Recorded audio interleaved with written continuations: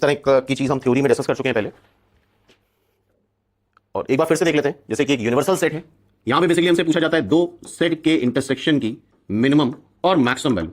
तो एक बार फिर से रिवाइज कर लेते हैं, ऑलरेडी देख चुके हैं हम लोग। पहला केस ये होता है,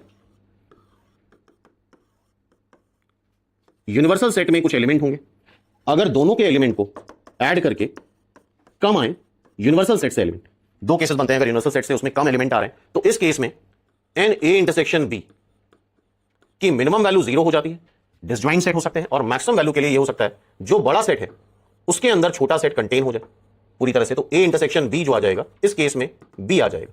तो मैक्सिमम वैल्यू के लिए जो इन दोनों में से मिनिमम है ए और बी में से, उसका नंबर आ जाता है। अगर दोनों सेट के एलिमेंट का सम, दोनों सेट में जितने एलिमेंट आ रहे हैं वो यूनिवर्सल सेट से कम है, लेकिन अगर दोनों सेट के एलिमेंट का सम यूनिवर्सल सेट से ज्यादा है, फॉर एग्जांपल ज्यादातर क्वेश्चन इसी में ही बनते हैं, ठीक है, तो उस केस में ऐसा नहीं हो सकता वो डिसजॉइंट सेट हो जाए। मान लो टोटल है 100 लोग, सेट ए में इटसेल्फ हैं 80, सेट बी में इटसेल्फ हैं 60, तो ओवरलैप तो करना ही पड़ेगा, क्योंकि अगर ओवरलैप नहीं करेंगे, अलग अलग रहेंगे, तो ये 100 से ज्यादा हो जाएगा। ये कितना हो जाएगा टोटल मिला के 140, तो ओवरलैप तो करना ही पड़ेगा। तो इस केस में क्या आता है, इस केस में जो इंटरसेक्शन है एन ए इंटरसेक्शन बी की मिनिमम और मैक्सिमम वैल्यू के लिए क्या फॉर्मूला लगता है, मिनिमम वैल्यू के लिए तुम्हें सीधे सीधे ये फॉर्मूला लगाना है, एन ए इंटरसेक्शन बी, ध्यान से देखो, N A plus N B minus N A union B, ठीक है, ये फॉर्मूला लगाना है। और उस केस में एन ए यूनियन बी को कई बार हम यूनिवर्सल सेट भी ले लेते हैं अगर कोई खास इंफॉर्मेशन नहीं दे रखी तो, और ये मिनिमम यहां से आ जाएगा, ये मिनिमम है।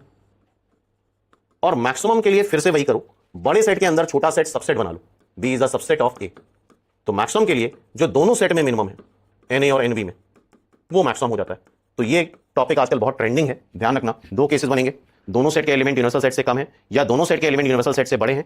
और ये पॉइंट याद रखना, इस केस में अगर ज्यादा इंफॉर्मेशन नहीं दे रखी तो यूनिवर्सल सेट को तुम मिनिमम के लिए ए यूनियन बी के इक्विवेलेंट मान लेना, तब वो मिनिमम आ जाएगा। और मैक्सिमम में दोनों जगह सेम कंसेप्ट है, मैक्सिमम में आंख बंद करके जिसमें कम एलिमेंट है वो मैक्सिमम में डाल दो, ठीक है। मिनिमम में अगर ये केस है तो 0, और अगर N A N B N U से बड़ा है तो ये फॉर्मूला लगा के निकाल लो मिनिमम। तो अब आई होप ये क्वेश्चन इजी दिखेगा तुम लोगों को। इन अ सर्वे डन अमंग 200 पीपल, इसका मतलब ये यूनिवर्सल सेट है 200 का।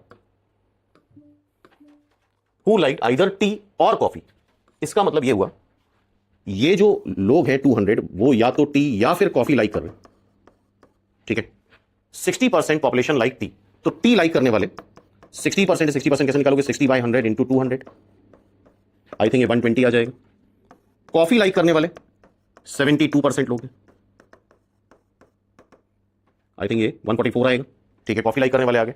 Late X denotes the number जो दोनों लाइक